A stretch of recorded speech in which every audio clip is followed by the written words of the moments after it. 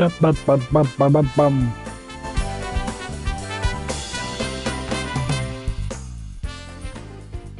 Bum, bum, bum, bum. Mm-mm.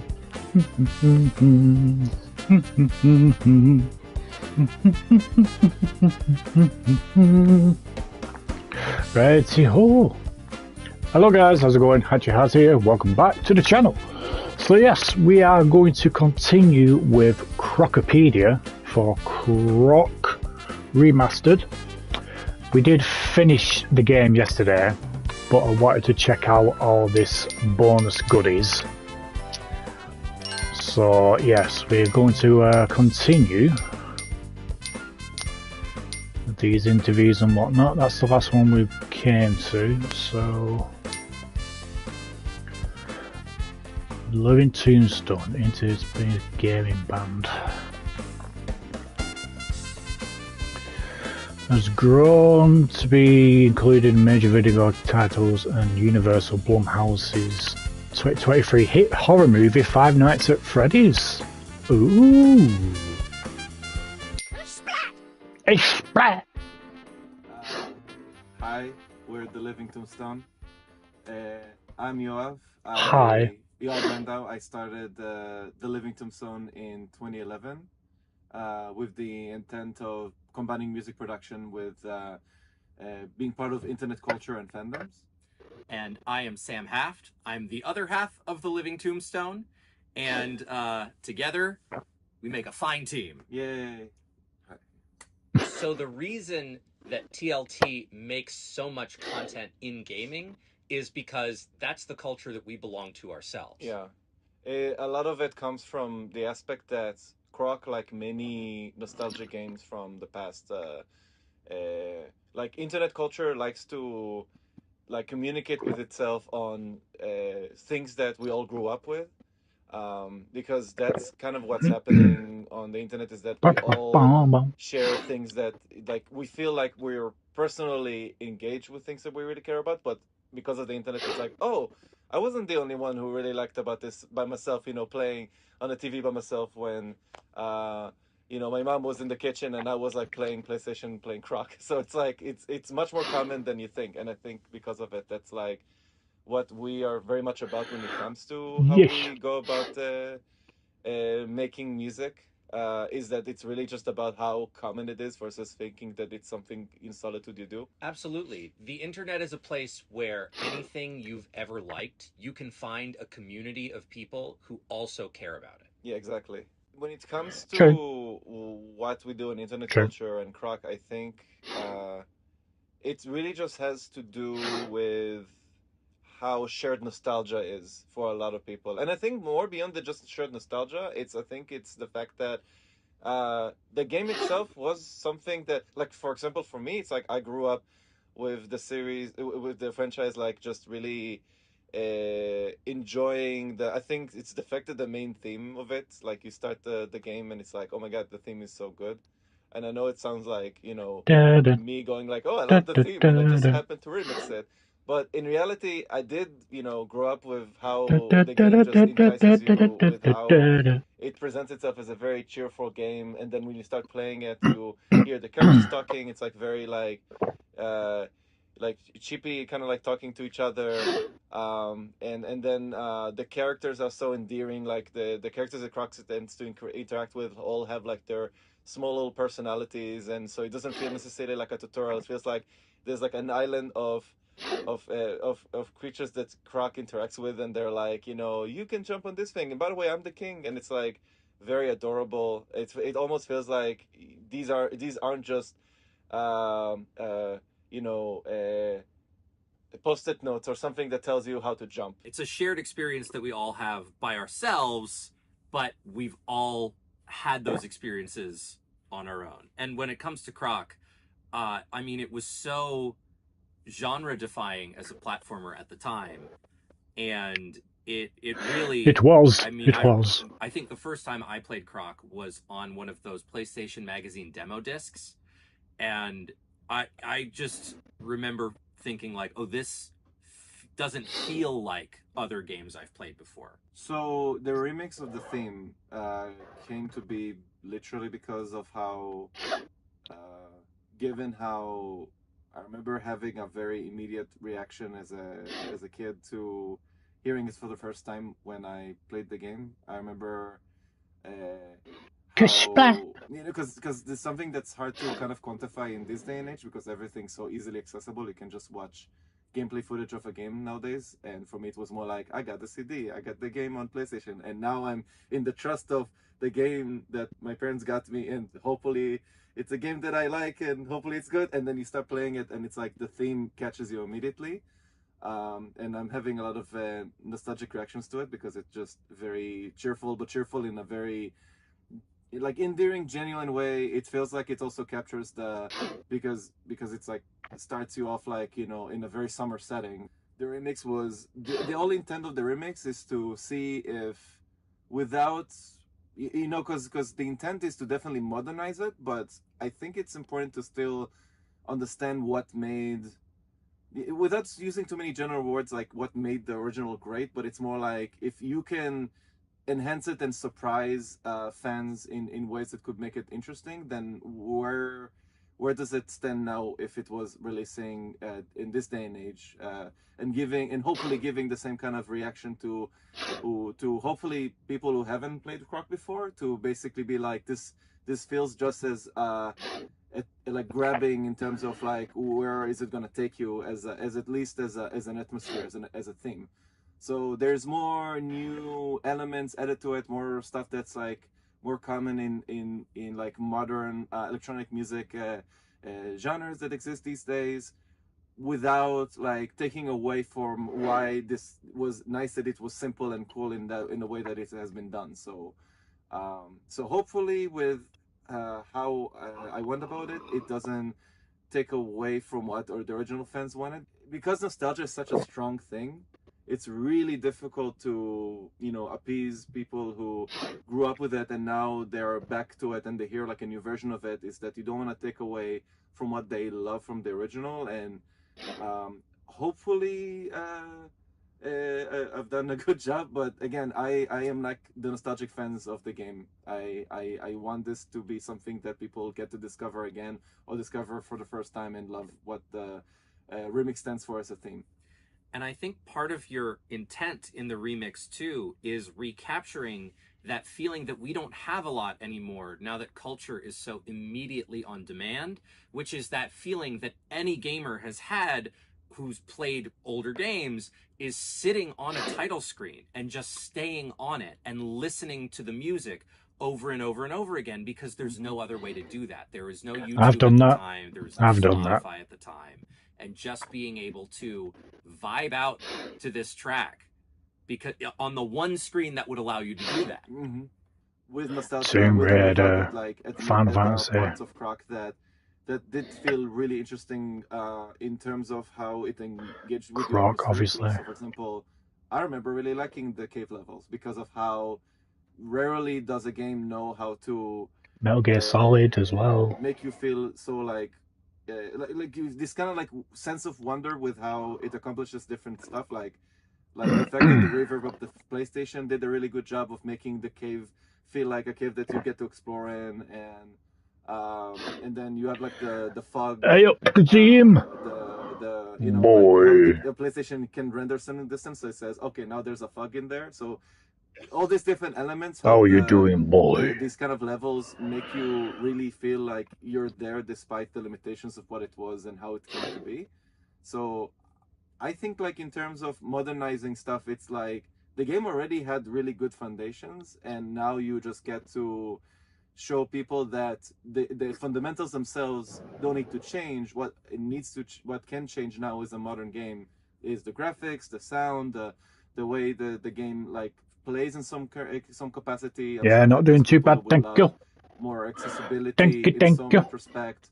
You know, these are all things that you just, you know, if you had the potential to look back and say things are. Gotta look at me rota today from work. Versus I'm not in now till Tuesday, Tuesday, Thursday, Friday. A really cool thing, and to tie it a bit to the approach to the remix, it's the same thing. There's fundamentals that really work for the theme that I wanted to keep the way it is. And there's parts of it that I knew that if that was there or this was there, it would have made it a more interesting theme. But in no way the intent is to replace all of it or to say that this is now a different genre. The intent is, I like the fundamentals of it because it is a really good theme song, and let's lift it up because it can be very interesting if it's made now. I think in a lot of ways, the challenge of a remake and a remaster, and to the same Well, yeah, I wanted to finish off watching these bonus stuff. Remixing just to let you know. Is to try and make the modern version. I know we finished the game, but I wanted to check out the bonus goodies. But to what the old version feels like when you remember it. I think about that with movies a lot, where there will be a movie that I loved as a teenager and revisiting it unchanged from when I was a teenager. I think, oh no, that's not the thing that I remember liking so much. And I think that is, that is the most interesting thing about a remake, is being true to the spirit of something more than being true to. I might as well watch it with you. Technical specificity of everything that it was. Right. It's like saying that because there were like. Well, you don't have to. Because again, movies. If you got better things to do. Technical limitations. You couldn't like do this or that. So to assume that because technical limitations are the reason the movie is bad is to ignore what the movie it was about when it comes to its very core of it being something that you grew up with and loved. Because it's like because anything can just look better because you can improve it technically, but you need to always rely on this was special for a reason, regardless of how it made you feel at the time. And I'm sure that not really. Like the example of characters made on the PlayStation that had way fewer polygons. It's like that didn't really matter. The game was good, and if improving it technically doesn't necessarily improve the game, then you're kind of missing the point of why it was a good game. And you're already, to a degree, you're remastering it in your So head. this whole Terrace situation is going to cause some problems. That exists. Exactly, yeah. What's so exciting about a remake is that you can approach people who have fond memories of the original, but you can also approach people for whom the original came out long before they were playing games, and is the exact type of game. I don't think Trump has really thought this through. Billions more active. I think it's going to kiss him back on the arse. And a lot of gamers who, and I feel actually that's something that I'm realizing in the landscape, is that it's not always easy to find games that are in this kind of like, I guess you could say cutesy caliber.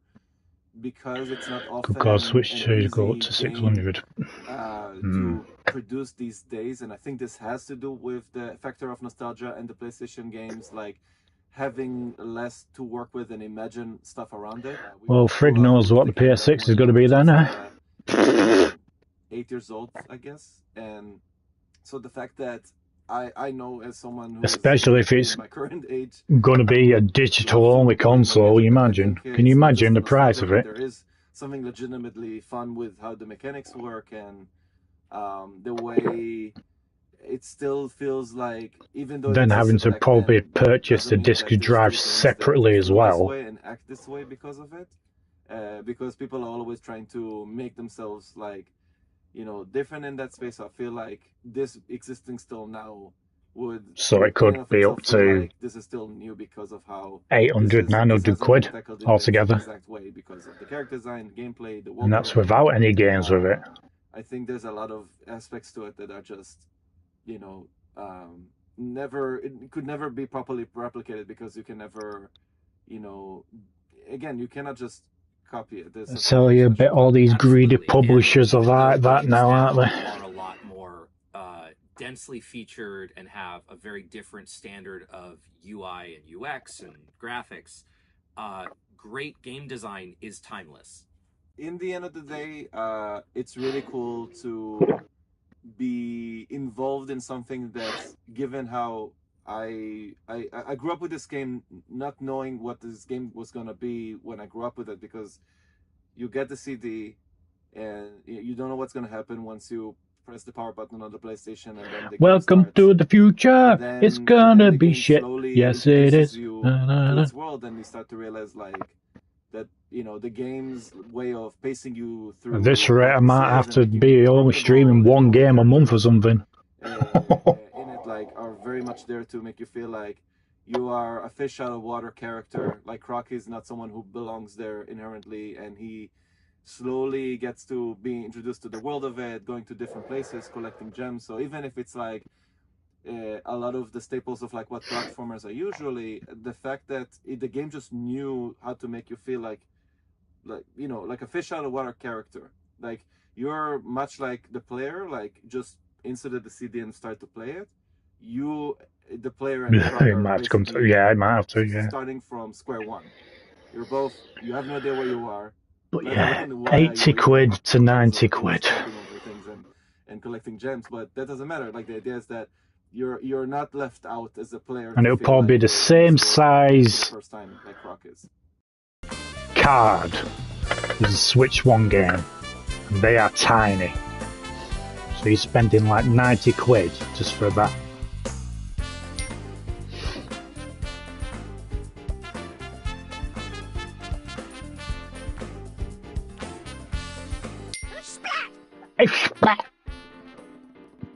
My name is James Matchida. I'm editor-in-chief of GameIndustry.biz. I'm a long-running journalist in the industry, but I'm also a massive gamer, and Croc is one of my fondest memories of the 90s.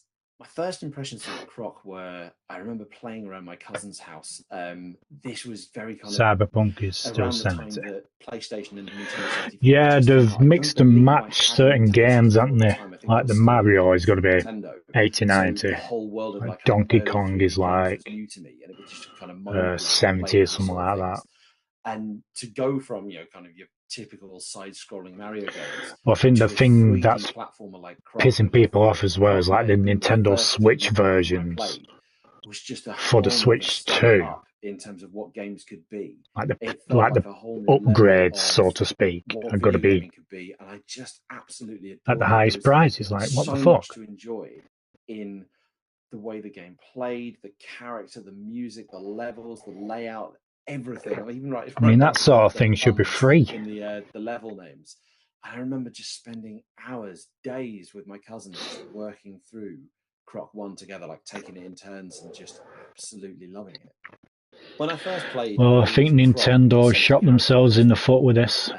It was just, I think there's going to be a in an lot era of boycott. so many kind of iconic platforming mascots, people like Mario and Sonic, and obviously you had Crash Bandicoot, the year before. Like Croc standing out as like instantly a lovable character was amazing. Like, this little crocodile with a backpack, he was incredibly cute. It was the voice acting. Voice acting obviously was so new in video games. Like, we already had Mario going, yeah, wah, wahoo. But Croc also kind of having his own little personality, like the little high pitch yazoo as you do like a massive ground pound. Like it became a thing. Like I found myself saying yazoo as like jumping off things at the park. Like it was such a lovable creature, such a lovable character that that kind of kept you going. Like you enjoyed playing as that character.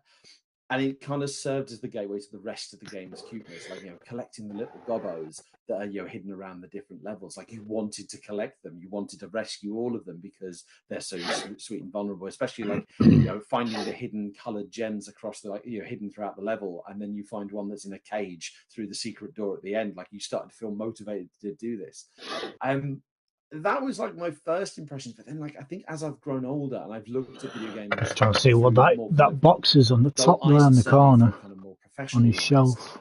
I really start to recognize now what the team were doing back then. Like Ian Fleming the Penguin, is it called that? It was like Ian Fleming the Penguin. This problem that no one had ever done. Video games had for decades before been a very kind of left to right affair. That's what it was like to me. It comes to platforming games. You start at the left hand side of the screen, you could proceed through the level, overcome the obstacles, you get to the end goal on the right. Navigating a 3D space. Navigating a 3D space was something that no one really knew how to do, and everyone had their own solutions. Nintendo showed this with Mario 64 with a kind of big open world ish kind of levels, Crash Bandicoot had done its kind of gauntlets where you're running kind of rather than left to right, you're essentially running from the back of the level to the front of the level. And Croc splitting it into these kind of little room size sections. Like you felt like you were exploring each level. Like it wasn't just there was a start to end goal structure to the level, but it wasn't a simple A to B affair. There were different hidden chambers to find. There were different secrets to find. Let's play look back games. now, it's like this was really impressive. That Well, a team yeah. that had never made a 3D game before Apple managed to make a move. very kind of easy to navigate 3D space, one that you instantly understood what you were doing, where you were trying to go, where secrets might be, and you had this lovable character to drive through it. It was just amazing.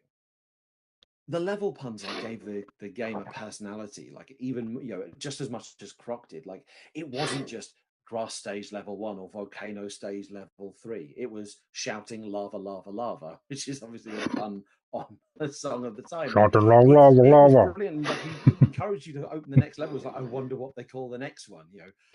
Bond fan that I am, I love that. I'm pretty sure there was a level called License to Chill, like that. Snow level. Like it gave a sense of fun. It's so rare nowadays to have a team like this, to have a team of 12 or so people who have a lot of creative freedom to create something that goes on to become as popular, as big, and as potentially influential and certainly revolutionary as something as Croc. Like the industry nowadays, like you look back at titles like Croc and they just wouldn't be made today because everything would be analyzed to death by executives trying to work out where the opportunities in the market were. Everything would be based on what is popular, what has worked before.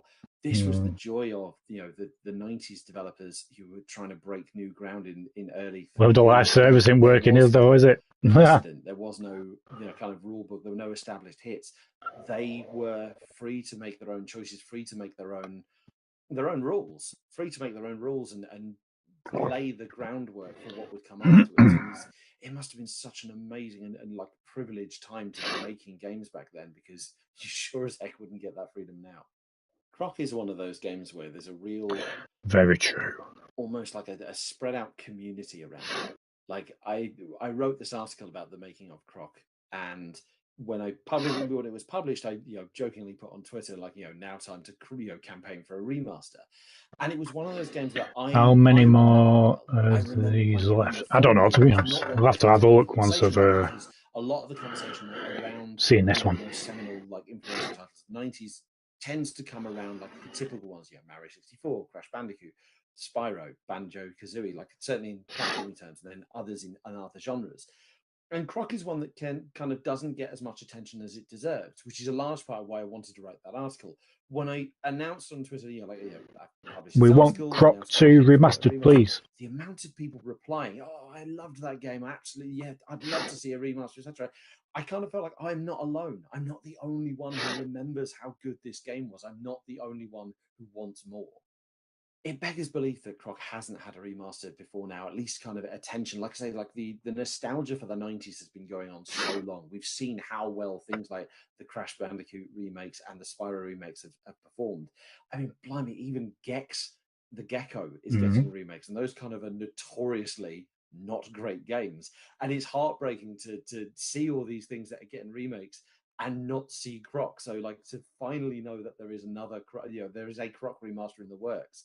It's about damn time. I don't think I fully appreciated back in the day how well the levels of Croc are designed. In the conversation I had with Nick, I'll be getting Gex when it comes out. To me about how the levels were designed along the lines of.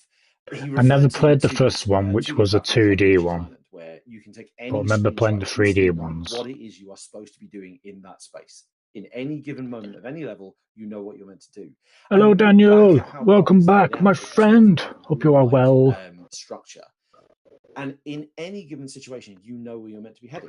There's a clear exit, but there are likely to be some secrets, and you might see some hints of stuff that you might want to investigate. But there's a clear exit, and it's impossible to get lost in this.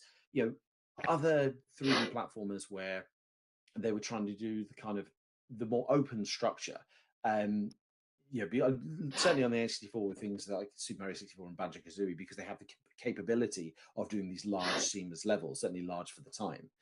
It was easy to get lost, or at least not know. Yeah, they wouldn't have been able to do it without you, though, Argonaut. Yeah. It was all kind of directed, but you never felt like you were being led by the hand. You just it was almost inherent. You're basically teaching them how to make 3D. Exit over there, so I'm going to head that way. But before I go that way, I am going to. And they fucking steal it from you. Rescue that gobbo that I see up on that floating platform. I'm going to get that coloured gem that I see over there. I'm going to make sure I collect as many gems as I possibly can before I clear out. You were guided, but never led. And I think that's, and even today, that's such a hard way to design games. It's such a hard thing to nail down and get right. So to see a team that had never made a 3D game do this in like the early 90s, the mid 90s, it just baffles me. And I don't think I fully appreciated that enough back at the time. I am so looking forward to the Croc remaster because I have missed games like Croc, and specifically Croc Legend of the Gobbos, since first playing it in the 90s. We've had a kind of resurgence of these 90s style 3D platformers. We've had the Crash Bandicoot remakes, we've had the Spyro remakes, and you play them. Like, I never played the Crash Bandicoot games in the day, but playing the remakes, it feels like, wow, this is how video games used to be. This is how video games should be, because there's not as much of this style anymore. So to go back to a property that I'm familiar with, I can't wait. I've honestly been looking at Croc 2 of people playing through Croc on like YouTube and like watching it in its original PS1 blockiness, and I still get excited at the idea of playing that. You know, the music instantly takes me back to that time. The soundtrack is one of my go-to work soundtracks for, I'll just have it on in the background to kind of give me that lift up. Like, it's such a like chirpy, happy, uplifting soundtrack. Like, nostalgia always plays a large part in these things. You always go back to games and worry that is it not going to be as good as I remember? But just watching it in its original form online, it absolutely is what I remember. It absolutely is going to be what I remember. And I cannot wait to see how it looks when it's fully refreshed and fully revamped. Some of the remasters we've seen in the last few years have breathed new life into something and made it feel brand new. I'm looking forward to playing a Croc remaster with my kids, because my kids are used to kind of more modern games, but introducing them to an absolute classic presented in a modern style. Yeah, I wonder what they play. Crap night.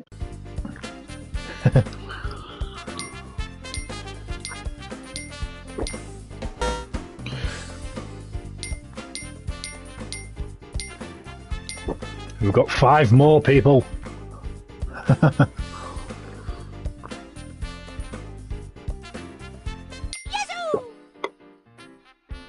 So my name is Mitch Wallace. I'm currently a Forbes contributor covering the video game industry. I've also written about games for several different outlets like Wired, Tech Radar, Games Radar. Contributed to a couple cool kids books by Scholastic about video games. And then, sort of apropos to this interview, I sort of got my start in games writing about Croc for a UK print publication called Retro Gamer, and been writing about games ever since. So my gaming experience before I was a pro, and sort of how I got introduced to Croc. Well, I mean, I've been gaming since the Atari days. So, mid to late 80s, introduced to the Atari 2600. After that, the NES, all those classics on the NES, like Legend of Zelda, Super Mario Brothers. And I was just hooked from the get-go. Got my PlayStation in 1995, around launch. Funny story, I had actually rented a PlayStation from a local video game store with like Mortal Kombat 3 and Battle Arena Toshinden. And it just felt like the future of the PlayStation. The N64 came out the following year in 96, and I think if you were a PlayStation owner in 1996, you were kind of like side-eyeing that console, because Super Mario 64 obviously launched with that. It wouldn't surprise me if China do something now because of these tariffs. Comparable on the Sony PlayStation to Super Mario 64. You know, regarding certain countries. Crash Bandicoot. Crash Bandicoot obviously was Like, if you wanted to use this feature, you have to wasn't it free roaming like Super pay Mario a fee or 64, something so like that's where that. Something PlayStation daft. jealousy. Because I think China's got the highest you know, tariff, not haven't something they? like Super Mario 64, but Crash Bandicoot's kind of like it. I think they've But got then like the gaming magazine started 35% talking tariff. about Croc. It's like, fuck. Early 97, I want to say it was. And it immediately caught my interest. And I think China's got 35 and I think Japan's got 34, I more think. family-friendly stuff at the time. And Croc just looked like it just fit the bill. You know, it was a cute character, colorful world, kind of pastel colors. And the kind of the key thing there was it was like more free roaming than Crash Bandicoot. Like, I was like, oh, that I'm interested in. You know, it's like there's going to be more to this than Crash in a way. And yeah, and just sort of tracked it up until its release in, I want to say it was like September. I think us in the UK, I think we've only got, got it on release day. Was it 10%? This is my original Croc copy from back in the day. That also kind of coincides with the dual analog controller, which I actually have. And surprise, surprise, Russia has no tariffs whatsoever. Back in '97. This is, you know, the precursor to the Trump is Putin's beach, and it's kind of a rare controller at this point. It's got the concave analog sticks. It's got the longer like handles. Some differences on the shoulder buttons too, and I was thrilled because Croc supported analog control, which, you know, up until that point PlayStation hadn't introduced. PlayStation, when it launched, was kind of the edgy game console. You know, it was like you had like Wipeout and Loaded and, you know, more sort of mature angled games, whereas the N64 was, you know, right out of the gate with Super Mario 64. It did have that family friendly flair, and I think maybe even starting around the time of Croc, PlayStation was starting to get some of those, you know, just games that had a friendlier aesthetic. Like, you know, it wasn't so gritty, it wasn't so adult or grown up. And I think there was probably like a subset of PlayStation gamers like me who were sort of craving, I guess, some more of that innocent gaming that we had experienced on, say, the Super Nintendo or the NES. And Croc, I think, even though it was 3D, it was kind of a throwback to those days of like bright colors and just like a fun adventure that you would go on. It's not heavy, it's not serious. It's just, you know, and there's a lot of good humor in Croc, with the Gobbos, potato. And yeah, the music was incredible. Justin Charbona, I actually interviewed him for the Retro Gamer article I wrote. And that was definitely part of the draw for me as well, because as soon as you drop into the first level, there's just like this serene music that sort of envelops you in that space. And another kind of funny story, slightly embarrassing. When I would play Croc, a lot of times I wouldn't actually play Croc. I would just like sit in the world and like make up my own game, like in my imagination. And I would just spend, you know, an hour just like running around the same level, like looking at rocks, listening to the music, being at peace. I was a strange kid. But it was sort of like, you know, I was also kind of a lonely kid too, and Croc was one of those games that was sort of like a balm, or like it just made me feel good because it wasn't so heavy, it wasn't so serious. So yeah. What surprised me about sort of diving into the history of Croc? Very light green. It was just an honor talking to a lot of Croc's those guys. color. You know, they made this game that I loved growing up, and it was. I think one of the things that surprised me was the sort of pioneering nature of that era of game development, especially in 3D games. You know, it was like, even now if you go back and play Croc, it's you can feel the developers sort of like trying to figure out how 3D Looks like I'm games are hiding supposed in to a work, plant, doesn't you it? know. Doing And the John Cena. actually this week I played Are you sure about that? with the dual analog again, and was actually kind of surprised just all these years later, even after I did a lot of sort of the deep diving into Croc, that they actually got a lot of stuff right off the bat. Like, I know when you control Croc digitally, it's more of the tank controls, like sort of Tomb Raider style. But and I also know, talking to Nick Cusworth, the lead designer, he said that they got the dual analog like really late in development. Yeah, and he wasn't thrilled about that, and he didn't think the implementation was up to his standards. But using it again, even last night, like, you move the camera with the right stick. You know, Croc has some nuanced degrees of movement with the left stick. Like, they got the elements in there. You know, it's like it wasn't as polished as, say, like a Mario 64, which that was like some black magic or something. I'm not sure what.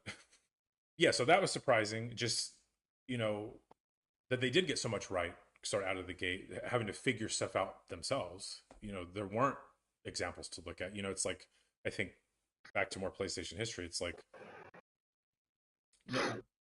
you know, Spyro the Dragon wouldn't come along until like a year later in '98. That was, you know, more perfected the 3D formula. Or like Gex Enter the Gecko. You know, there was sort of more of like a tidal wave of stuff that could tweak those base elements that came along within Croc. And I think the other thing that surprised me when I was talking to a lot of those guys was just the passion they had for that project. Whether it was the art or the coding or the designing, you know, they really cared about that game. And that I find that era of game development just fascinating in general, because it was smaller teams. It feels like there was a lot more passion. People were closer to the projects. You know, it wasn't teams of 300 people. I won't name any studios, but yeah. So I find that era very inspiring, charming, and it's no surprise that something like Croc came out of that sort of soup. Yeah, sort of that naivete and that sort of scrappiness. Like, there's a magic to that. With anything you So I just make, saw a bit like, of if you're just buffering sort on of like my sort end. of pushing through the fog or the mist and just like mapping new terrain as you go, like, yeah, there's something special about that. I think the music is incredible. The score, the Justin Charvona's soundtrack, was a huge reason why I just like to just sort of stick around and explore Croc's world. And he used some really unconventional like instruments in the soundtrack. Like, it's very like trumpet heavy. He said that he used theremin, you know, in a lot of like the spookier segments, like the underground levels. There was like clarinet or oboe. I was never sure exactly which one it was, and sort of the more serene levels. So yeah, unconventional soundtrack, but definitely helped give Croc its own identity. How did I sort of find out that Croc might be coming back? Um, I don't know. I mean, obviously there was the sort of cryptic tweet from Jazz San. That was, you know, the more like the official tip off. But I feel like for years there's just been, you know, the rumor mill is always churning, and it's always like, I don't know if it was more of a rumor as more of like there was like a growing surge of people who wanted Croc to come back. Like, everyone who grew up with Croc kind of looked around at some point and was like, okay, well, Crash got a remaster, Spyro got remastered. Well, we like this game too. We loved Croc. So, like, I think it was more of like a groundswell of just people just sort of demanding that something be done with the franchise, whether like a new Croc come out or, you know, they remastered the first two. So I think by the time I saw Jez's tweet, it almost felt like it had been confirmed already. You know, it was like, oh, like I knew this was happening, but now Jez said it's happening, so it's for sure happening. And I think after talking to the guys in 2016, like Nick and Jez and all them, like I knew there was some desire there to bring it back. I think even when I spoke to Jez in 2016, he was throwing around the idea of like maybe bringing it back. I can't quite remember; it's been a while, but yeah, how will new 2016, when I first started talking about it. Jesus. And I could have rhymed it too. The standards for gaming have changed so drastically. You know, if you're a young person who's heavy into gaming now, you're now viewing Croc through. I mean, even if you've played the Spyro and Crash remasters / remakes, those were retooled in pretty serious ways to accommodate a modern audience. So I think a lot of young people will come to it interested. Will people be viewing the Croc remaster through sort of nostalgia glasses, even with like updated visuals, sort of thing? I don't know. That's always a tough one when old games get remastered. That's always sort of at the forefront of the discourse, because it's like done a good job with the remaster. Even when you play an older game that's been remastered, you can feel that it's dated in some ways, you know, because it's from a particular era, it's from a particular time period, particular sort of design philosophies of that whatever decade that was. Do I think that people will still appreciate it? I think absolutely. I think as a sort of like historical piece, people will definitely appreciate it. As a nostalgia piece, yes. And I think they'll still be able to enjoy it because back in 1997, you know, when I got my shiny new dual analog, it was like everything was new. This was all novel. It was like I didn't have any standards by which to judge Croc other than like this is the first sort of truly 3D game on the PlayStation that I can roam around in and explore. So it was like, it doesn't matter if these controls are kind of janky. They were the best we had. And now I just sound like old man screaming at clouds. But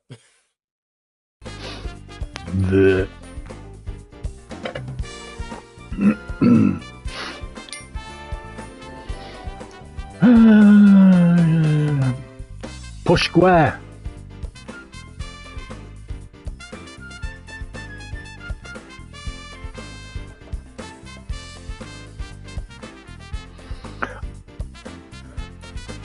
Made a habit of debunking long-standing video games rumors.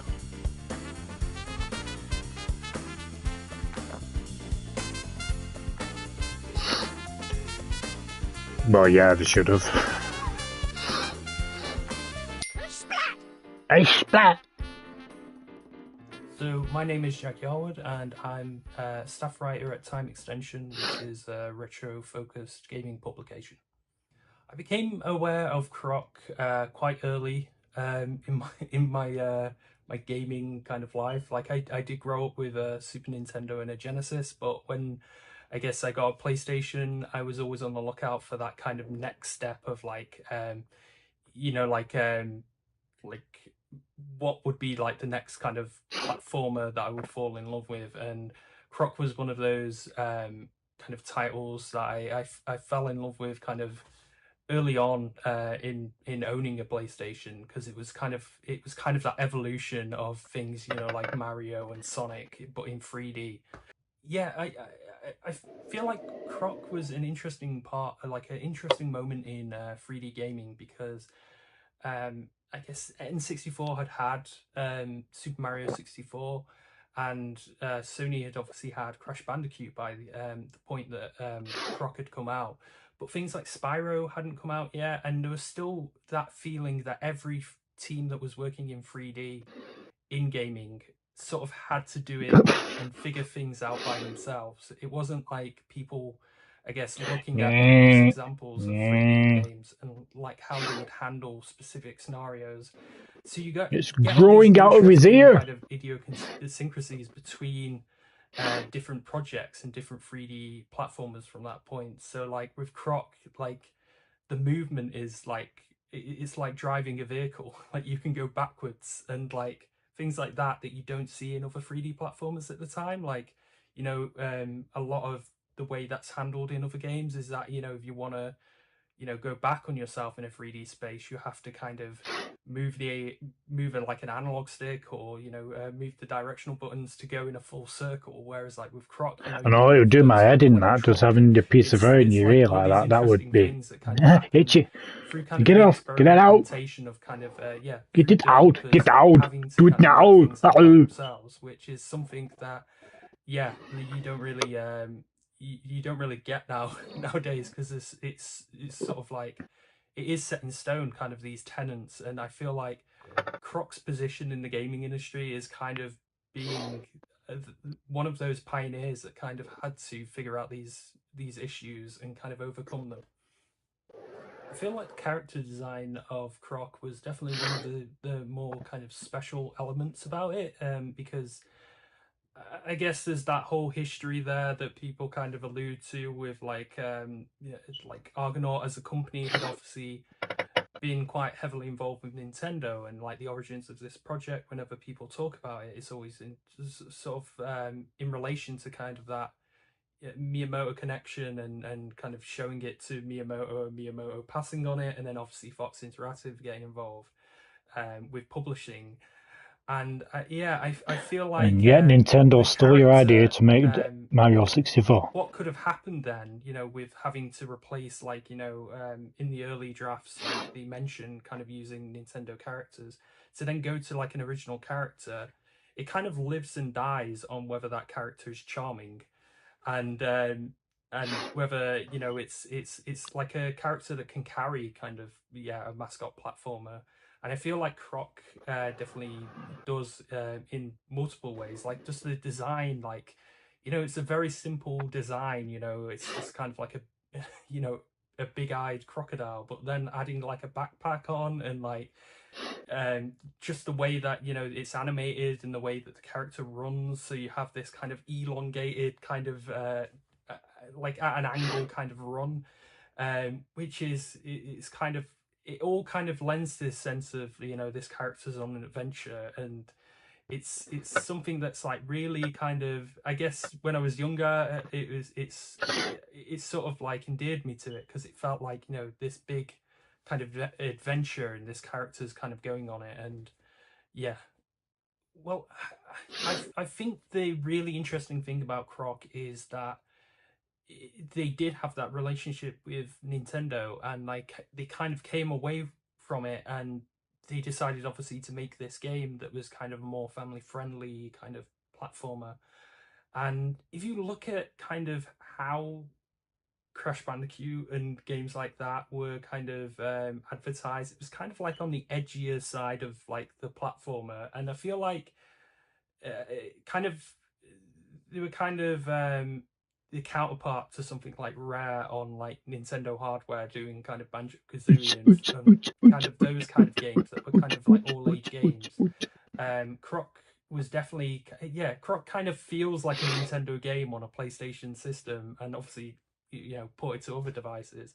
But I think that's what's so kind of special Whispering about it. to It's him. those kind of sensibilities. And I mean, there is something that's worth talking about in terms of like level design, because one of the big things about, you know, 3D, moving into 3D wasn't just like, you know, how do we move a character around a 3D space? It was like, how do we create these 3D spaces so they don't just look like a bunch of corridors? And I think like that's something, when you look back at Croc, you can kind of see the battle that's going on with the designers in terms of like, how do we make these feel like vast worlds and not just kind of these like interlinked kind of corridors that people go down.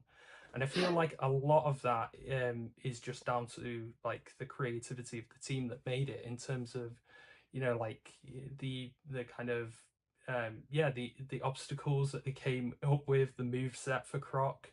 Like I think at the time, like it was very rare for, you know, characters to have like a ledge grab and things like that in a 3D platformer, and you know, just the fact, you know, Croc can like swim and like have this kind of all these different moves, and it's like it's kind of a testament to that ambition and kind of a meeting of that kind of technology, but also that kind of, you know, clever design sensibility to create this kind of this toolkit for players to kind of mess around with in this space. It was interesting looking at kind of Fox Interactive at the time, because so many of the properties that Fox were doing were licensed. You know, it was like related to The Simpsons or, you know, Alien or things like that. And like what was interesting kind of looking at press releases and things for Croc was, you know, this idea that there might even be a Croc TV show. And, you know, it was kind of like it seemed like a really kind of big investment on Fox's part to kind of pick it up and kind of run with it. And there were these plans to kind of make it, you know, really launch it as a character. And even though there were kind of many games that followed kind of the original Croc, like, you know, both like a kind of like a sequel from the original team and like spin-offs from other studios, it's like really interesting to kind of Bloody see chair. that kind of initiative happen. Bloody chair creaking. Like the common sense approach would be to do what all kind of big publishers do, and just be like, we're focusing on it's my old bones creaking, people.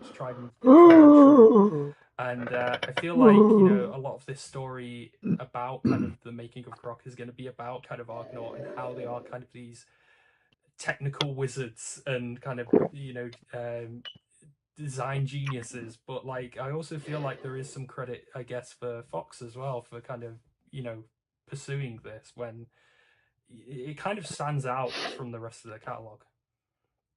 The music in Croc, yeah, definitely is just it's like incredibly atmospheric. It's like the type of music that you kind of want from like a 3D platformer that isn't like in your face, but it's very much creaking gradually kind of lead you into the world. It's something like the soundtrack is one of those soundtracks that I come back to, like in terms of, you know, like I don't know if you can hear playlists that, on YouTube, like things like that, because it is just yeah, it's just one of those ones that has kind of a, I guess, both like a nostalgic place in my heart, and that's something like when I was, you know, there is that kind of you know, I encountered it at a certain age, so it's kind of stuck in my brain. But then on the other end, like, you know, as I've got older and as I've, you know, spoken to more musicians in the games industry, it's just like my appreciation of it has got even greater, because I can sort of see the effort that goes into stuff like that. Yeah, I do think like can you hear does it? a great job in sort of leading, I guess, lending to that kind of adventure thing, where it is basically like Croc is, you know, kind of going out into the world and having this big adventure. And I feel like the music does a lot to kind of yeah, You sound like a redneck sitting in my chair with my shotgun. World, and you know, these aren't just whoever comes past my property will get shot in the fucking noggin. People are going down, but like a connected world with like these different kind of climates and kind of like yeah, and things to kind of discover and secrets to find.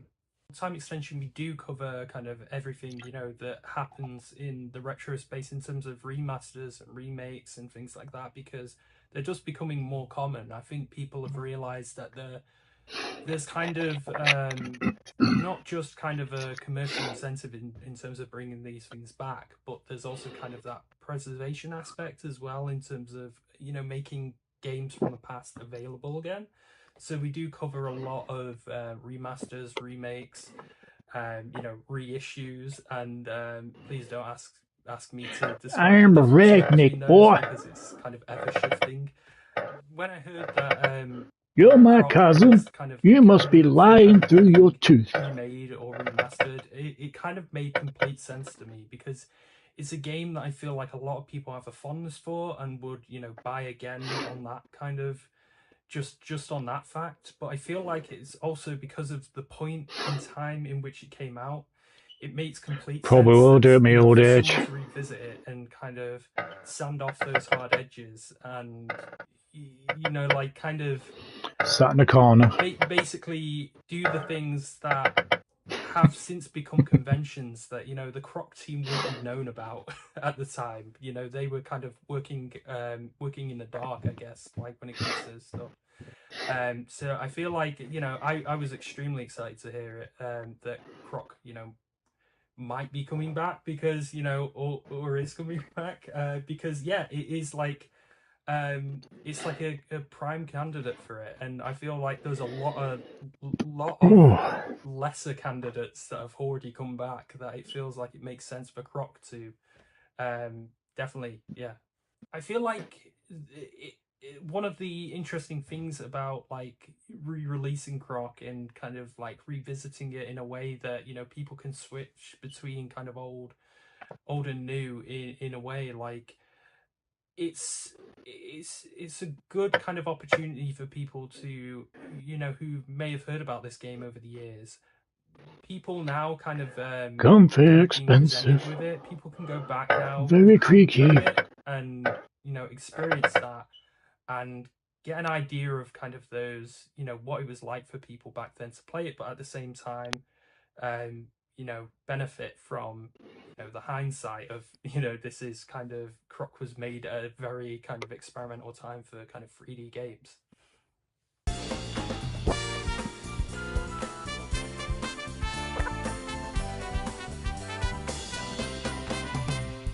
Oh, I didn't realise it's from Manchester in England.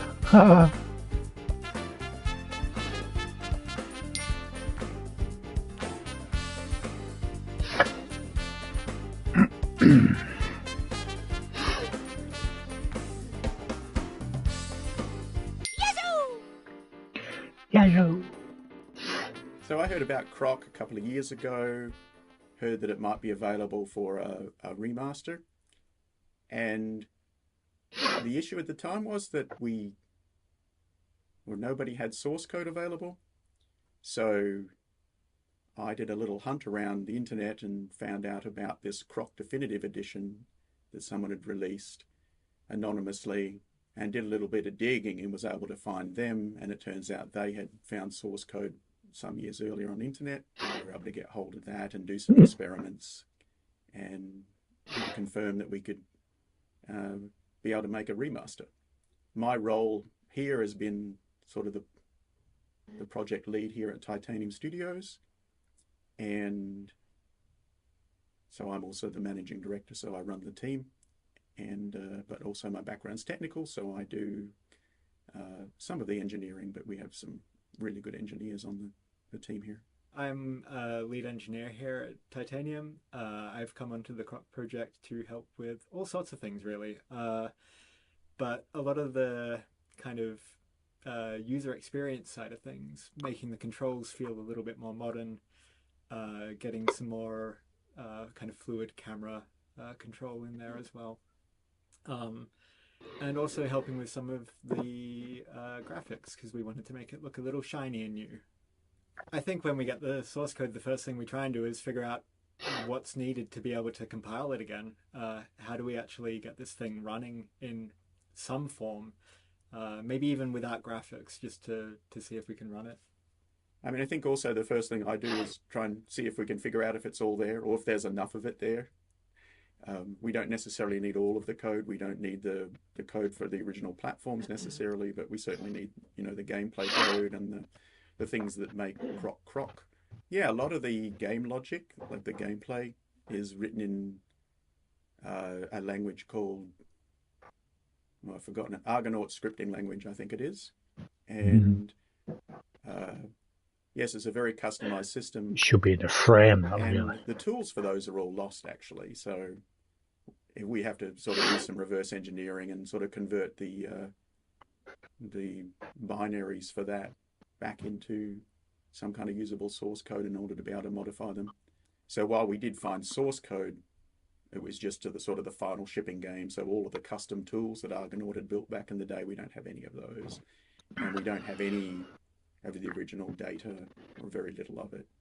And we don't have any of the original Argonaut scripting language scripts. So part of the work we've done in like modernizing the controls, for example, means we've made some changes to how the characters might move between different states, and any kind of special input handling we might need to do in some of those transitions. And although we've got source code, we've also got a significant portion which is compiled code that we don't tend to go into and mess with if we can help it. So we've kind of got like an extra layer on top where we can hook into certain things, like, for example, detecting when a different animation plays, and then we can figure out, okay, well, what character is that playing on, and then hook into that as a kind of like workaround for being able to insert some of our own code to kind of hijack what the original was doing and smooth things out a little. So the original game had these tank controls, right, where you had the original PlayStation controller. It didn't even come with joysticks originally. So you just had the D-pad, you just had digital inputs. And the way that they implemented that was that you would press up on the D-pad and Croc would move in whatever direction he was facing. Left and right, he would rotate left or right. And so, yeah, we call it tank controls because he kind of moved like a tank. We didn't want to completely remove that for people who have nostalgia for it, right? It's not a common approach to controls these days, but there are speedrunners who have mastered it. There are all of these players who have these memories of it. So we wanted to preserve it whilst also offering a more modern approach alongside it. And the way in which we've handled the that scarf, is the gloves, essentially everything. kept the tank controls as they were, basically, on the D-pad. Meanwhile, if you want to get the more kind of modern, typical platformer control experience, you've got the joystick. And so at any point in time, you can just freely swap between them. The camera behavior will also swap. So if you start using the D-pad, the camera will fall in behind Croc and follow him around closer to how it originally behaved. Whereas if you're using the joystick, you can use the right stick as well to swing the camera around freely and have full control like you would expect from a more modern game. Everyone has a certain expectation of how a 3D platformer plays now, and those controls at the time, which were quite innovative, but again, the original controller didn't have analog controls, and nobody knew how a 3D platformer was supposed to work back then. But we're 20 plus years later now, and everyone has certain expectations. But certainly when the analog controls were first done, you pick up the controller and it was just immediately intuitive to play and 5 times more enjoyable. So I think everyone that remembers the game is going to love having these new controls. One of the other things about Croc is it has an enormous amount of content. There's hundreds of level maps in there, and Australia, thousands of textures, and I think a couple of hundred models or something as well. And so the combination of sort of this volume of content and the way it was made was going to make sort of the traditional approach of having artists hand upscale and improve the quality of these assets wasn't going to work, because it was going to be too much burden on the artist to fix all of these issues. And so what we ended up coming up with was a couple of pieces of technology where it's all done by automated pipelines, but those pipelines are sort of configured and guided by artists. One of the interesting challenges on this Croc remaster has been the way the original 3D game content was created, because it was created for consoles that didn't have particularly accurate rendering. And so things like worrying about, cracks between double chin. parts of the objects, textures filtering smoothly. Those things don't really anyway. And if we just stick that content straight on a modern console, you find that sort of you get parts of the model that look clean, and then you get parts that look really, unpleasant with big cracks in them and unpleasant seams and what have you.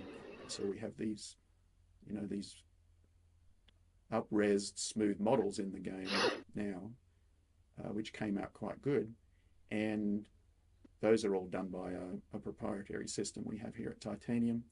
And then the settings for those per per model or per character, per level map, etc., are set by an artist. And then the second part we have is also with the textures, and that one in particular required a lot of work to stitch all the seams back together and then upscale them in a way that had very clean seams. And so we've ended up with quite a good improvement in the visual quality and fixed a lot of, what at the time weren't issues, but are certainly issues now.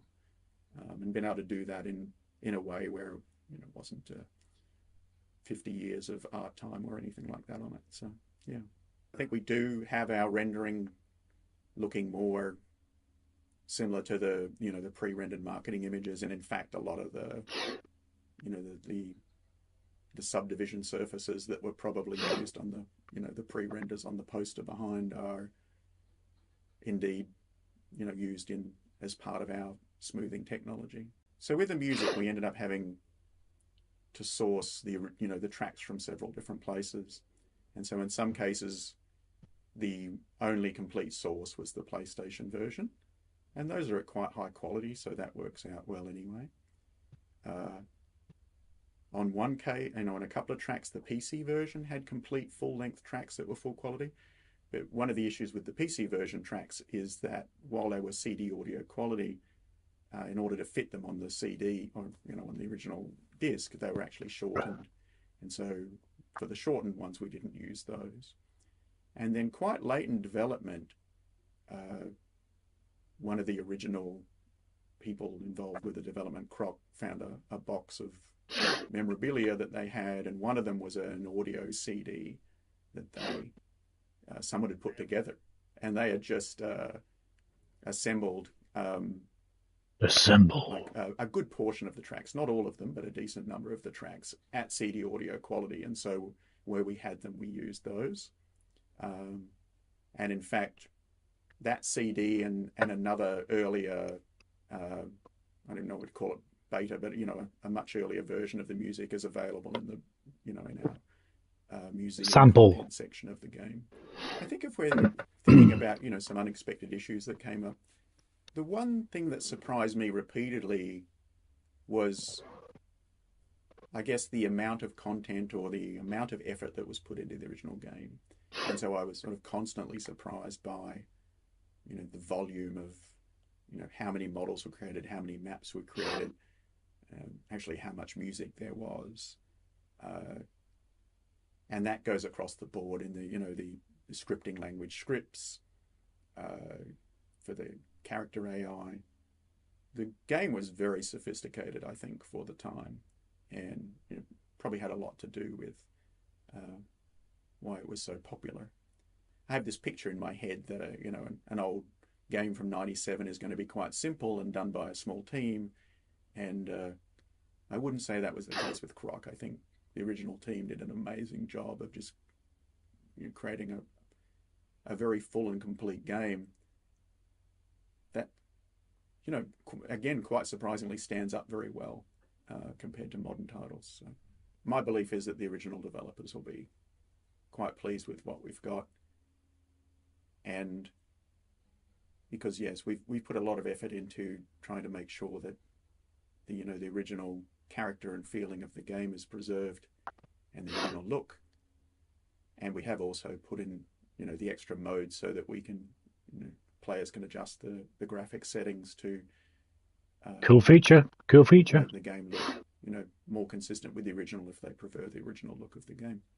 I think we've been very fortunate that, this game is close to Jez Sand's heart, and he has, given us the green light. It's his baby. Do a really high quality remaster on it. Croc's his baby. So I know I'm very happy that we've been able to, really do our best effort on this one and polish the game and make it look as good as, we know how to do.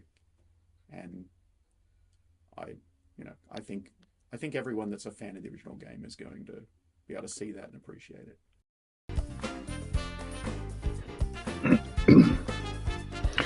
So you could say that Croc was the OG Yoshi. Naomi Herman. Games industry experience spans a range of titles including Tiebreak, Rugby 25, Finch and Archie, and The Wolf Creek VR. Yazoo! I'm Naomi Hermans, and my involvement with Croc was to be one of the game artists, and I've had the amazing opportunity to be on the team to bring back and revisit this cultural icon from 1997. When I started, I looked into it further, of course, being... I knew you'd say that. Work on it and be a bit more... Well, hello. Included in the culture. I found out more about 3D platformers from the late 90s and early 90s, and the fact that Croc was pretty much the first 3D platformer of its time is incredible. It is so amazing. Yeah, well, back in the 90s, we didn't really have the technology or the means to support a lot of polygons and make a rounded surface. So back then you really had to make do with what you were given, and that was not very much. In modern times, technology has advanced rapidly, and we're now able to support more of an art feel that's more aligned with the original creative direction that the team wanted, which is really great to be able to put into life. As an artist, while helping to develop the direction for Croc's meshes, particularly the characters and how they look when they've been up-resed, I think I most enjoyed my part to play in experimenting with these incredible sliders that the developers and engineers had put so much time and effort into, and now I can just mess with it and just push the limits of how smooth I want the character to look, or how polygonal I want it to be as it originally was, or maybe a mixture of both. Right now, looking at a lot of 3D platformers these days in modern times, stylized 3D works, like the general Nintendo ones like Mario or Kirby and things, they do have a kind of they do have like a mix of soft and harder edges. Never fully hard, because a completely hard sounds like she could be down south, like London. Exist in the real world. So we don't want to stray. Maybe. We don't want to get too close to something unreal. Having beveled edges, or leaning towards bringing back some of the original polygonal aspects that make for a unique kind of proportioned mesh, especially around the snout, I found was very important to Cosmo! Have that iconic look of Croc, especially when we're coming from the more isometric. We completed it last night. We're just the Gobbos were finishing off the bonus goodies. At the time, hope you're well. Original game, they were a single Master completionist. Just a little plane with a circular... Kazim's just admiring this woman. A paint chip, really, these days. It was tiny. I think... I'm not sure how many pixels wide it was. I really enjoyed it. Like less than... Nostalgia. Very nostalgic.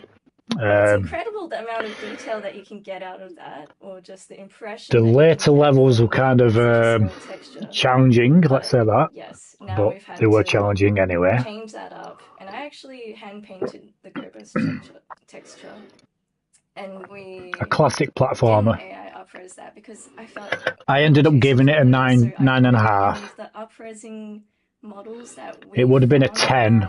It would have been a 10 if it had a platinum trophy. It doesn't have a platinum. Why? the mind's impression I was of playing that you would get OG from, FF7. Nice. from that tiny Gobbos texture. The amount that was packed in this game is incredible. Does that still have the blocked scene in it? We were able to see every single mesh in the entire game Regarding Aerith. and it would fill up my screen. It was incredible just to see how much work had been put into every single asset, whether that's a little fireball that's coming out of the lava. Don't know. One of the platforms, and there are a lot of different platforms and a different texture for every platform. And every platform has its own code. And you just started. I don't know. You seem to be going through your games quite quickly, you know. All the characters, all the rest of the environmental meshes. Got out of Midgar. You have quite an in-depth game. So you're basically on like the rebirth sections now. To be able to work on something like this, bringing a retro game back into the modern visual hemisphere is something I'll never be able to do again. These things are limited, those retro games, and I think it's gonna be one of the highlights of my career as a video game artist to be able to work on this. When the old gamer starts to play this revisit to Croc, I think that, well, what we hope for is for a sense of nostalgia to be triggered and for the original game to feel the same, but so what you plan on doing with the OG? Are you just playing through the story, or are you trying to like do everything, like get the golden chocobo, for example, or get all the summons and whatnot? Fight Emerald and Ruby. That's what we hope for. As a new gamer coming into this Croc remaster, they will likely realize that it is a remaster of an older game, just mainly due to making the comparison between what is currently on the market. When you have a remaster of Croc up against things like Baldur's Gate or Counter-Strike 2, the difference in game mechanics and the requirements from game developers are very different. Counter-Strike 2. So I'm sure that new 1.6 is the OG, man. That was the best one. To tell the difference. However, there is. I remember playing Counter-Strike OG back in the day, man. The simplicity of just having a platformer. Used to be in a clan as well. You're controlling this character, and exploring the world, and going through and finding this story and finding the puzzle pieces and unlocking all the little mysteries. There's a certain charm to that I think some games may have lost these days in becoming too complicated. No!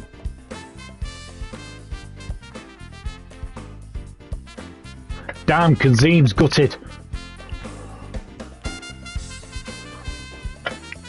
Not gonna lie, she was pretty cute. Last one. Croc Games started tinkering with the original Croc PC code in 2014. It added PC support in every game with a model. Alright.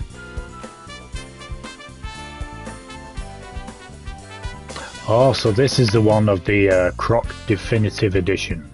Ah, so this is the guy who managed to get the source code from. Wahey! So my name is Zane Van Yperen. I am basically just someone who loved Croc as a kid. I was born in 94. Croc was released in 97. And I was a bit of a computer addict. I loved it. And Croc was the game I played. Despite all of that, I actually suck at the game. Horrendous at it. I can run through the... We wouldn't have got this remaster if it wasn't for this guy keeping the source code. As good as the speedrunners, but after that, and especially once you hit the desert levels, I just drop off a cliff. So, hats off to you. Hats off to you, my friend. So, a bit of history here. Basically, for context, the original PC version of Croc My eyes were in order to give it permanently music, locked you had to onto have the her CD in the disc entire format. time, So that was my first whilst using one hand. to modding Croc. I wrote what's called the horrendously named Croc PC Music Enabler, which does exactly what it says on the tin. Croc Maybe a PC couple months emulator. later, I discovered people were actually using this, so I got in contact, Oh yes. and that's how I ended up running and managing the old Croc forums. Now, what I say next is purely hearsay, but one of these members was given the source code by an original Argonaut developer. I do not know who, however, I do have my suspicions. Well, it's probably all right for me to say this, but I reckon it was Matt Godbolt. I worked for a bit at Titanium Studios. He was doing the remaster. Yeah. And as part of this, people were going around contacting all the old developers and getting as much as they had, just because a lot of this content was lost to time. And one of the archives we got was a dump of the source. Now, looking at it, because it was given to me, obviously, because I knew how to deal with it the best, and one of the subfolders of this archive matched exactly the leak I received all those years ago. All the file timestamps were the same. All the contents was the same. And the person who provided that archive was Matt Godbolt. I believe that when it was leaked, if it wasn't him, it was someone he gave it to, and they copied and zipped up that subfolder of it. And eventually, that code made its way to me. And as you can imagine, being someone who loves Croc, I was ecstatic. And I was a developer. Talk about the original source code. So this was like a dream come true, almost. Yeah. Unfortunately, the code was an absolute mess and in no way usable. Couldn't build it, let alone play it. Keep in mind, at this point, I was like a young kid in a candy store. So the first thing I did was open it, look at it, and try to get it building, and failed miserably. And I tried for We wouldn't have got this remaster if this guy didn't have the code. Now, granted, I was a lot younger then. I didn't know as much as I do now. But eventually, over the course of a couple of months, I got it working. It was messy. It was slow, but it was working. Now, just for context, this was around 2014 I got it working. I got the code years prior. 2011, 2012, I think. So yeah, it's probably took him a while then. That parallel to this, attempting to get the original game working, I was also tinkering with the Unity game engine, and I'd written importers for all the various Croc assets, and I was hoping that it might be easier to recreate the game logic from the original assets than get the game itself working, and that ended up not being the case. So remember the Argonaut scripting language? That was actually re-implementing, the interpreter from C, which is what the code is written in, into C# for Unity. So the Unity port would have been able to run all the original scripts, which controlled Croc's movement and everything else. So all of that would have been probably not identical, but pretty close. It worked, kind of. I remember Clever guy. the first level, and so the adventure begins, importing. I could see the map. I couldn't see any of the enemies. I could see the waypoints of where the little bee guy that flies around. I could see where he was meant to go. And when I ran it, I could see the little platform wobbling up and down, which was controlled by a script. So I got that far, and then I realized the sheer amount of work it would take to do this. just was not worth it. So I decided to abandon that and go back to getting the original game working. Well, I was working on both of these things in parallel. When I got sick of one and burned myself out on one, I'd move on to the other, and so on and so on. But working on the Unity port definitely gave me a lot of experience just with the code, with the strat. Did you get upset with Ares' fate? In the OG, yes, I did. And when I had the little platform wobbling up and down, I saw the amount of effort it took for me to Yes, I did. That's all that is literally doing is taking the Y position of the platform and bobbing it up. Didn't make me cry. It didn't make me cry, but it made me gasp. There is so And I could feel, that was one of the simplest a bit parts sad. And this, because like I said, Shadowed Colossus was my first game to ever make me cry. virtual machine has a specification.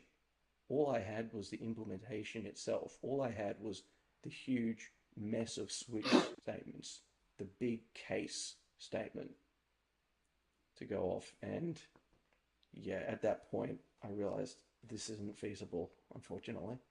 Croc, for me, at least back then, was almost like an addiction. I had to have my fix. There would be months where I would do absolutely nothing. Sounds bored. And then months where I wouldn't touch it at all. Now, I was at university at the time, so take that as you will.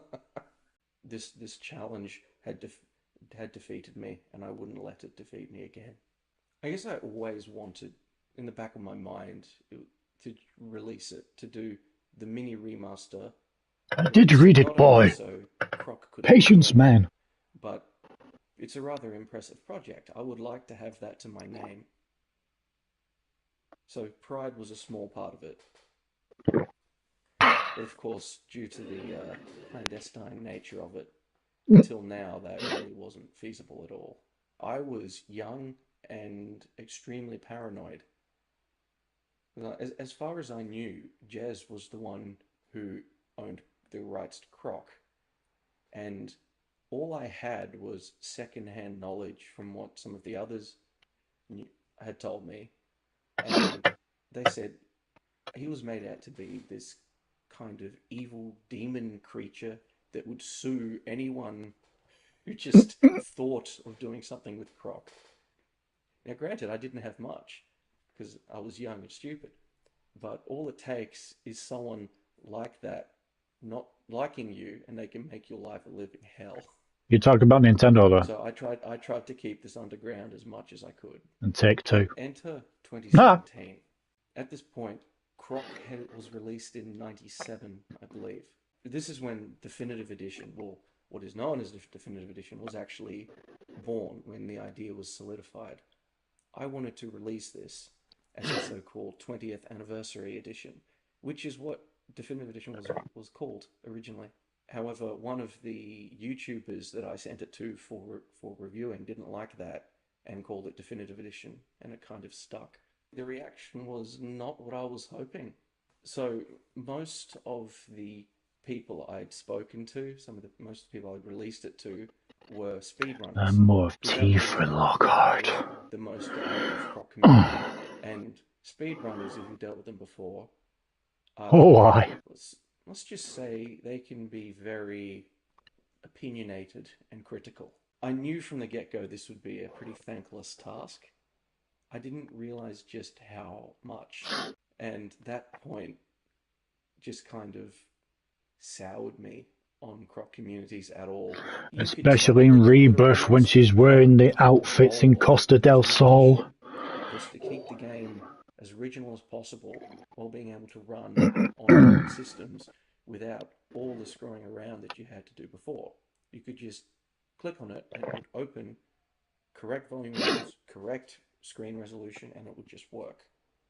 That's huge because Croc has been notoriously difficult to run on anything above Windows 98.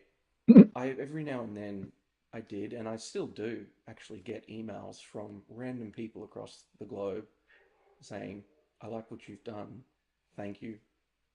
You helped me relive my childhood, that kind of thing. And it's not much, but it does actually mean quite a lot. So if you're watching this, thank you. There were 1 or 2 news articles about it over the years, a couple of YouTube videos, and I knew it wasn't big, but it was enough. The work I'd done was being noticed and being used, and I was content. This was all under an alias, and I was really strict about keeping my main online identity and the Croc identity separate. Of course, there are a couple of screw-ups there that nearly busted me, but by and large, I think I managed to stay anonymous pretty well. Well, the people who played it as a nostalgic thing, they tend to be more, at least I found, more motivated, more tech-savvy. So if something was wrong in the game, they were able to, if not like tweak a config option to fix it themselves, they'd be able to email me with a log report of what exactly was wrong and where to do it, which I really actually appreciated because it's an issue and I could fix it, and often did for the next release. I've done my piece, my work is finished. Like, so long and thanks for all the fish.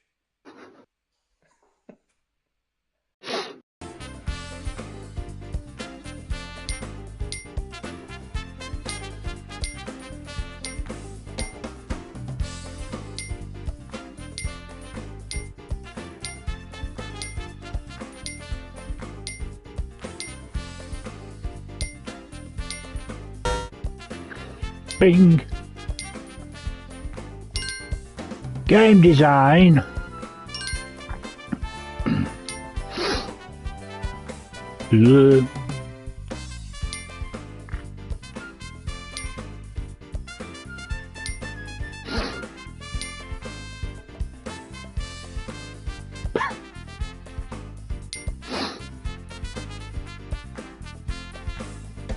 Ba ba ba ba ba ba ba ba.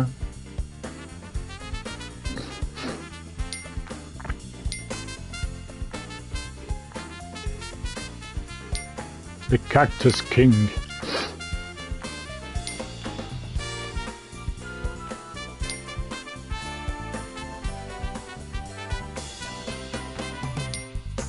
Ba ba ba ba ba ba.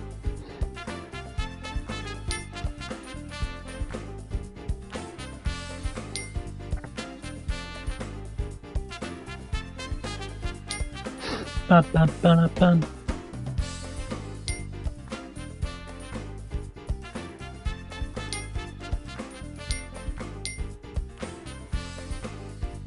Na na na na.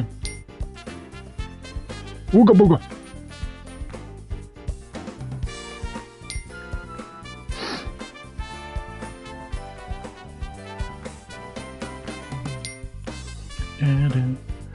Da da da da. Da da da da da da da da da da da.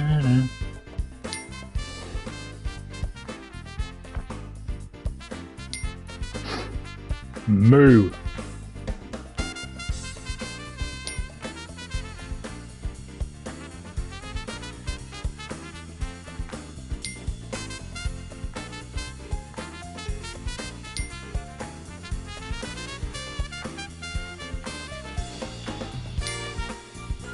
Da da da da da da da.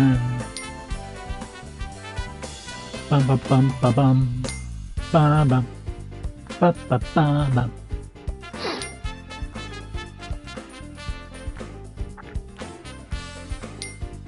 Na na na na.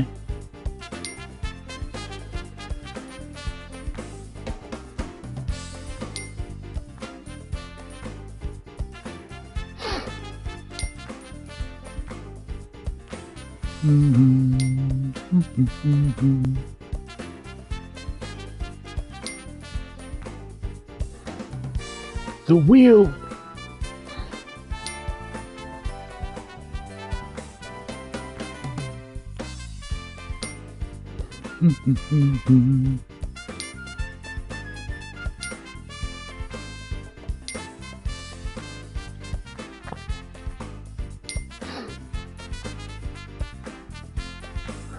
Oh, minecart section, that would have been cool.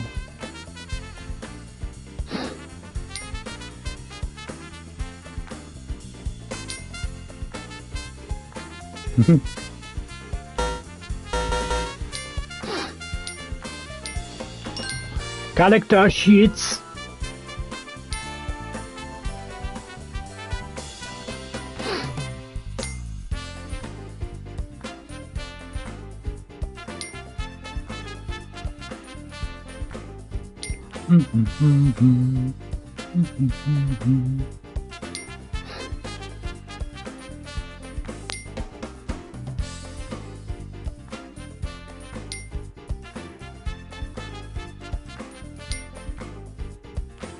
On guard.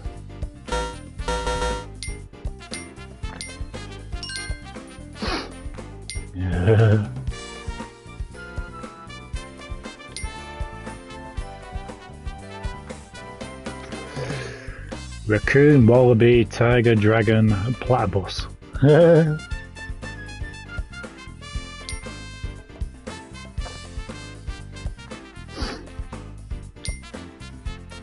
Fang the dog, Robo Croc.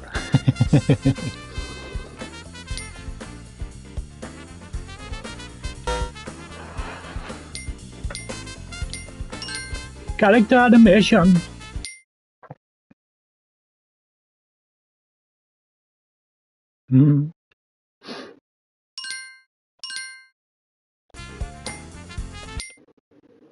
Boing, boing, boing, boing.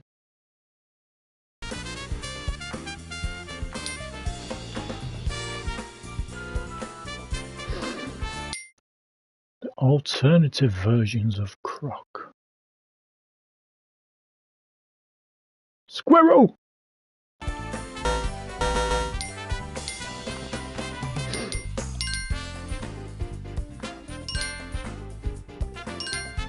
The TV series Bible.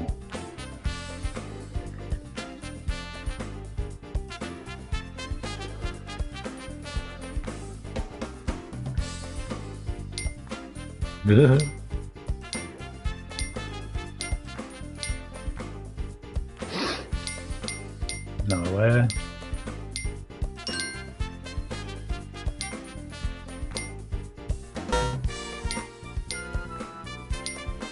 Croc in Japan.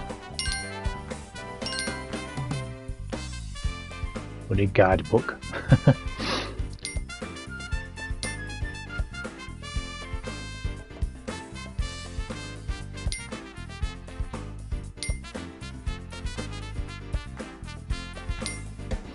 A guidebook, sir.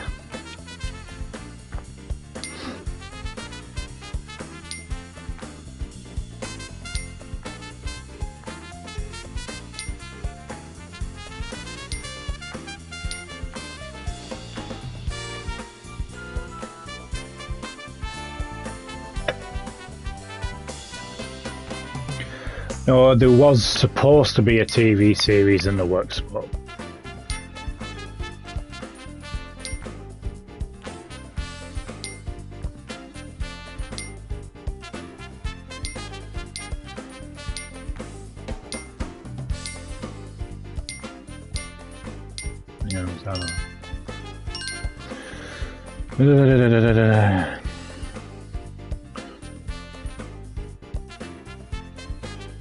never produced first batch of episodes, so yeah.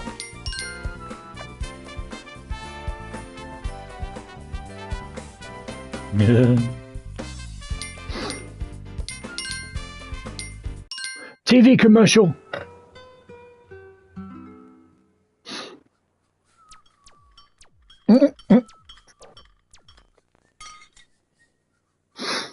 Only in Japan, eh?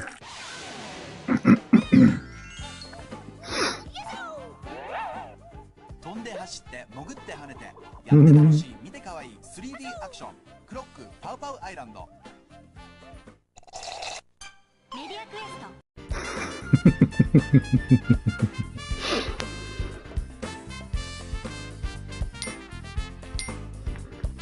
Marketing and merchandise.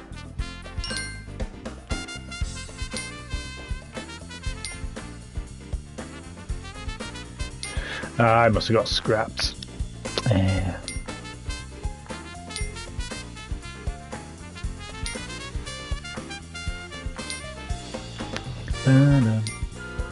Da, da, da, da, da, da.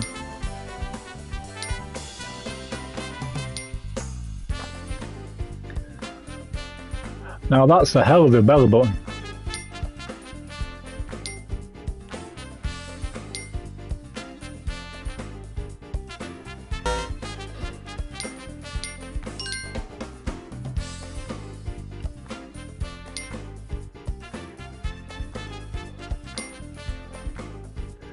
That's cool. Like that.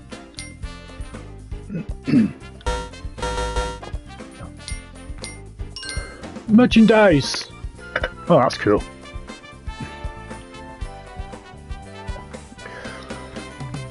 As a gift for Argonaut and Fox Interactive team members, as well as a few of VIPs and lucky competition winners.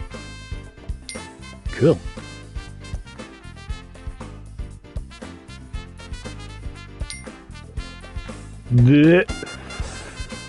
A Croc plush.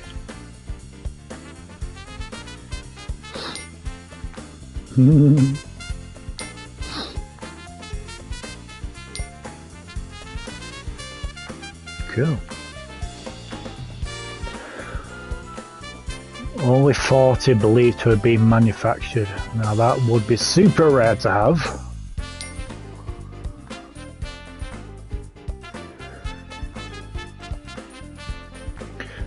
This backpack was a gift with purchase for customers of a British retail store. Damn it! The PC version.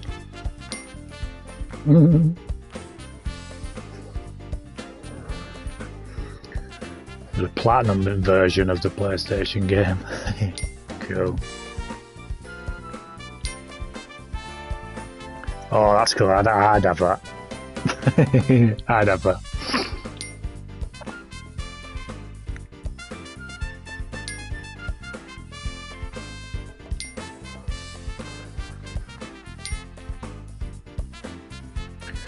Postal giveaway was a compressed cotton fabric block which expands into a t-shirt when submerged in water. Oh, that's cool.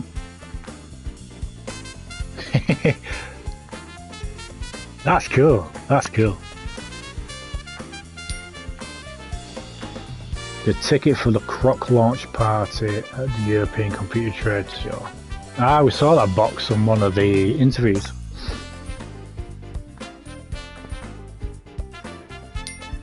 What does that say? Fox Interactive invites you to the Crocktail Lounge Gallery, Level Olympia, Sunday, 7th of September. Our crystal entry and free drinks. Strictly invitation only.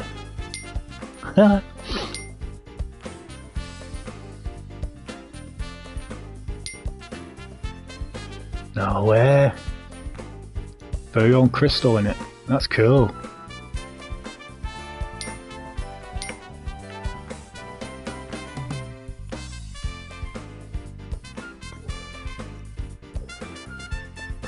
That's cool, I like that.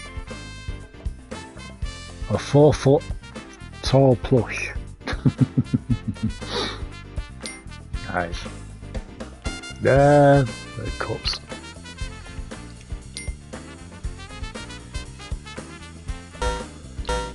Damn it.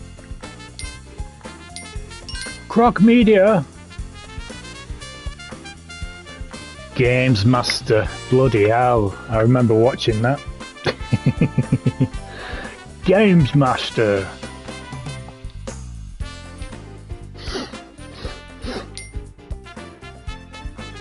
Sega Saturn adverts. Game Informer mag.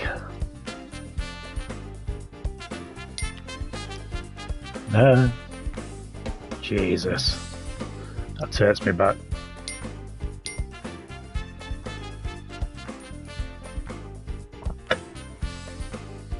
No, you don't get merchandise like that anymore.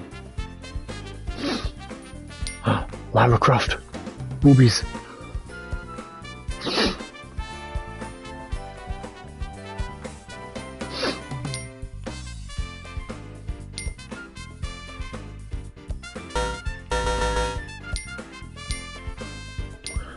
The Croc photo book. And that's the team. The OG team behind the original. So yeah, small team.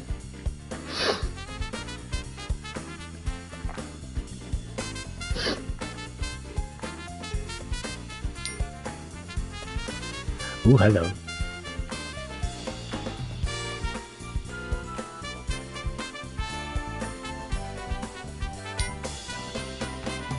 Hello. No.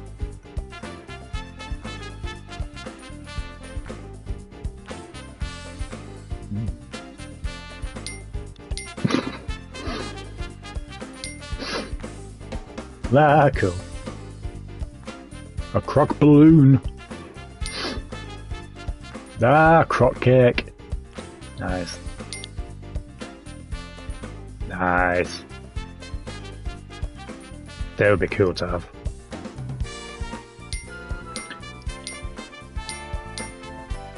Oh, I wonder what that logo could be.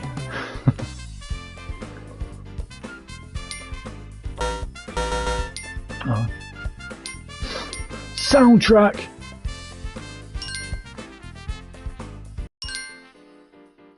Wow, there's a shit ton.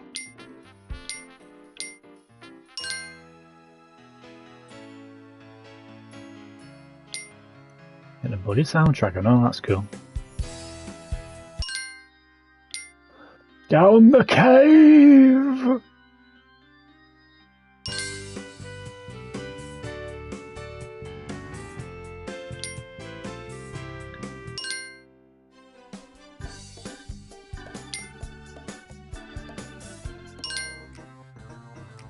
Bow, bow, bow, bow, bow, bow, bow. The bonus game where you chase the ghost. Well, you race the ghost, should I say.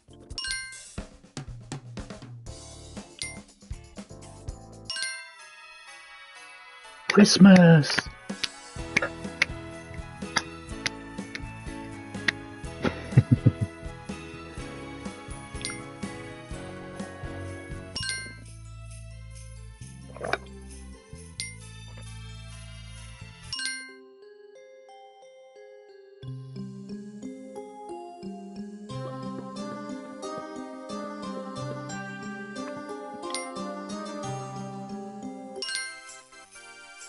Chumley, the Rocket Man.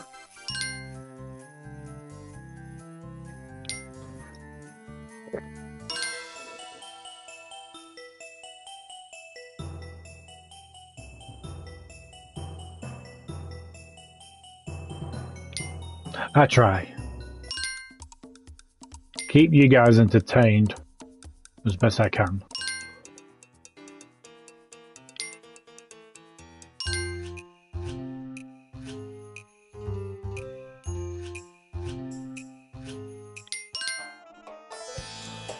Neptuna the tuna!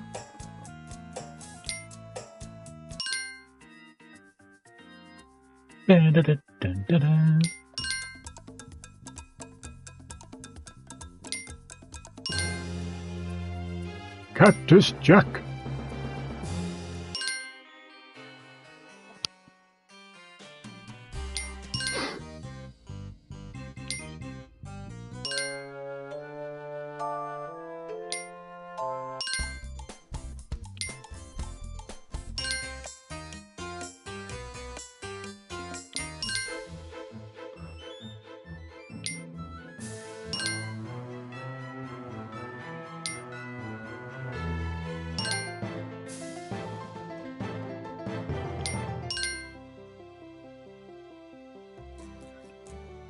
Cool. Work in progress.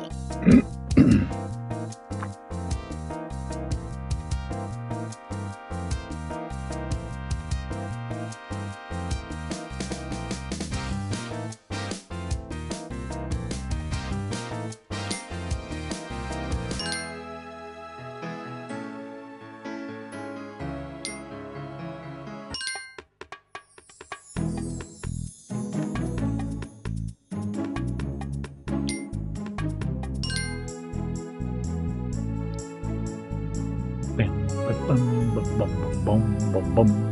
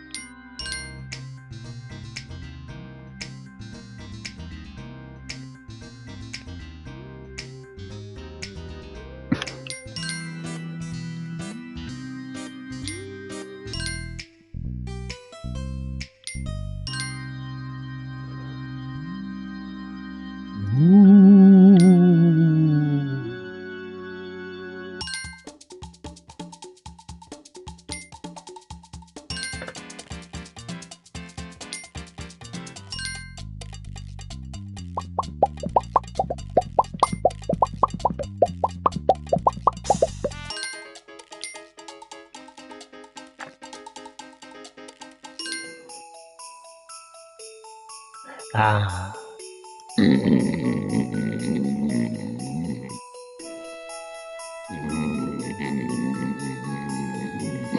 What?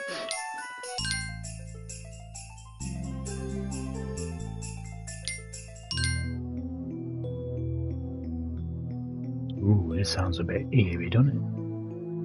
Ooh, cool.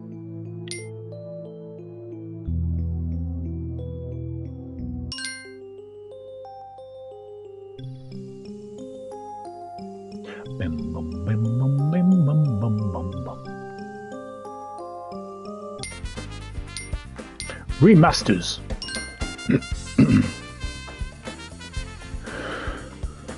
Okay. Croc Made and Looney Toonstone Remastered Mix.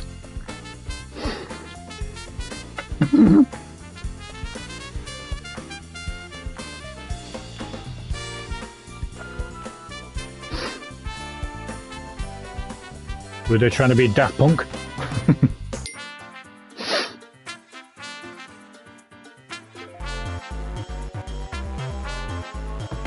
Ah, nice.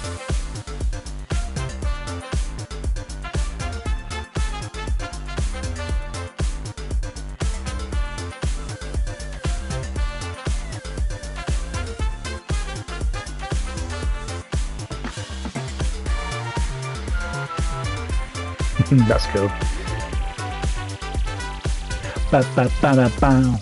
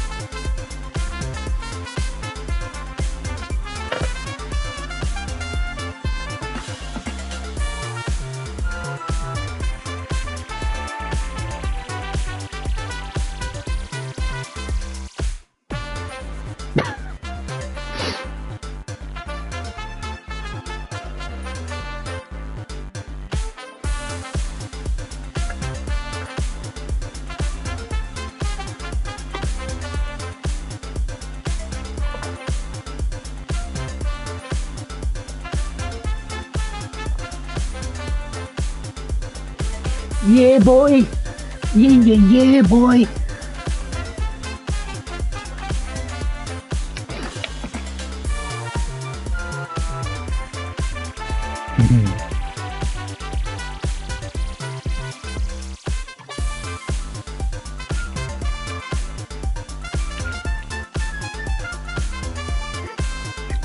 It's the jazz.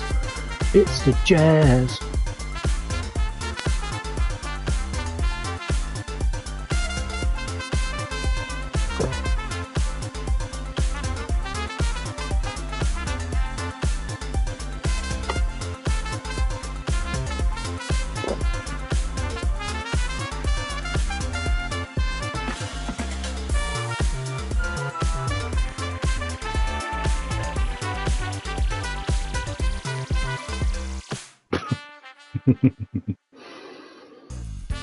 Bravo, bravo.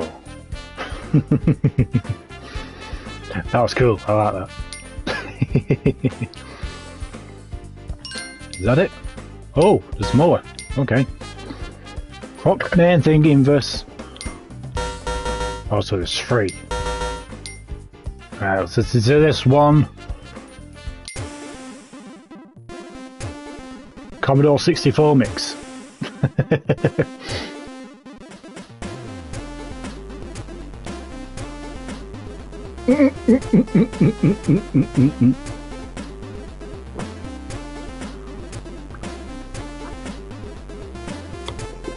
Bloody hell. Da da da da da da.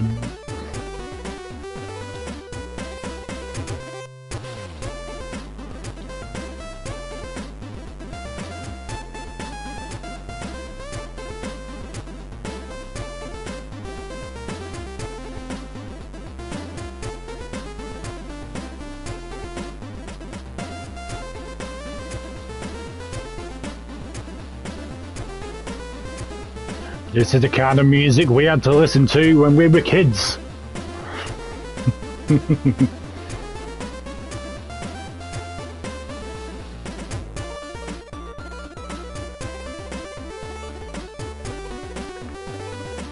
Ba ba ba ba bow.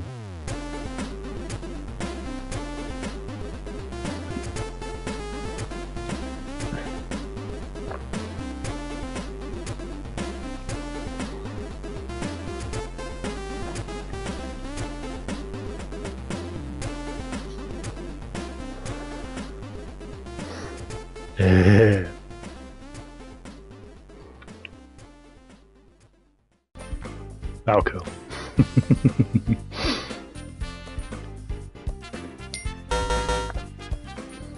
Bonus theme.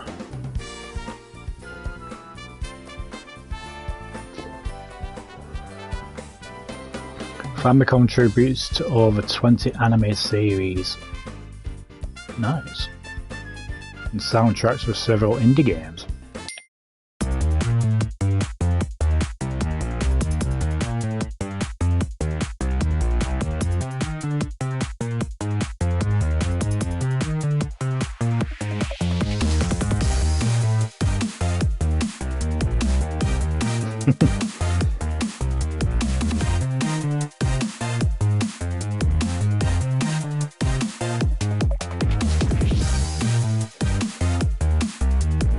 Wah, wah, wah, wah.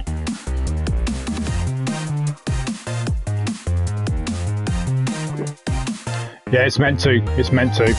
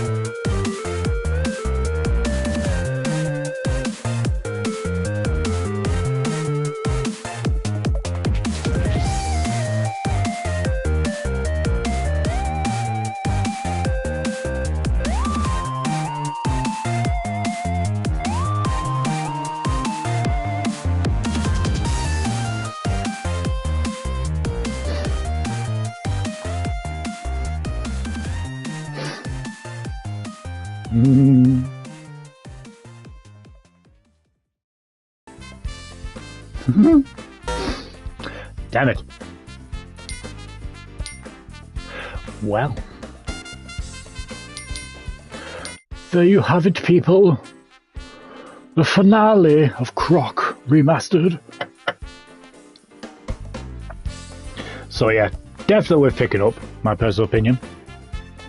A nice homage to the original. A very good remaster. I do recommend getting this at some point. Get it now before the tariffs increase the price.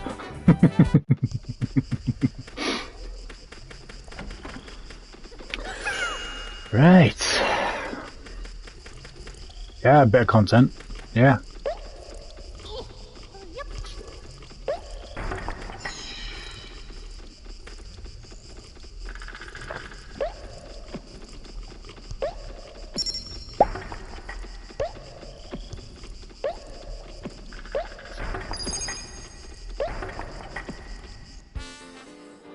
Wah, wah, wah, wah.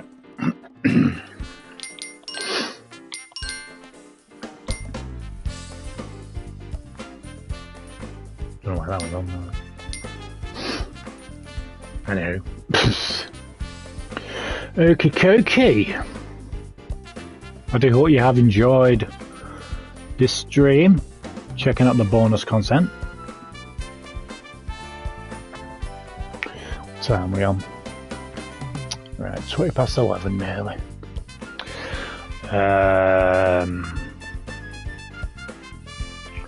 I think tomorrow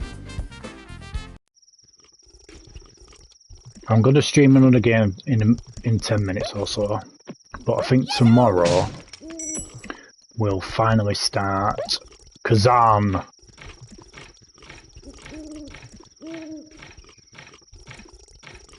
But yeah, I do think we'll check out a horror game next, which just came out today, so I got that.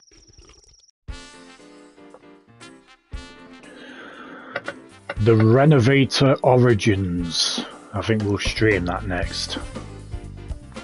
But yeah, tomorrow we'll finally check out Kazan.